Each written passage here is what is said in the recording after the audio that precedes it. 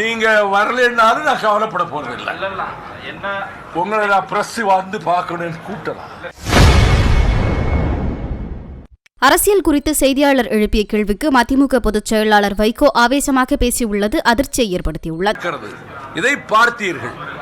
உங்கள் மனதிலே நாங்கள் செய்வது நியாயமாகப்பட்டால், நல்ல நோக்கத்தோடு செய்கிறார் என்று பட்டார், எத்தனை நடைபெறுவதற்கு ஒருவன் மயங்கி கீழே விழுந்திருப்பானா, ஒருத்தன் உடம்பு சரியில்லை விழுந்திருப்பானா, அவ்வளவுக்கு உரிய பாதுகாப்பை செய்து நான் நடத்திட்டு வந்தேன்.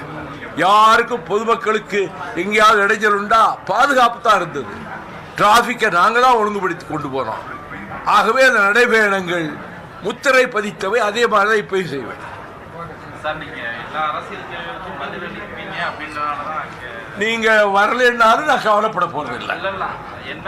உங்களை நான் பிரஸ் வந்து பார்க்கணும்னு கூட்டலாம். நீங்க பாருங்க, விதண்டாவாதமான கேள்விகளுக்கு வைகோவிடம் பதில் கிடைக்காது. ஓகே,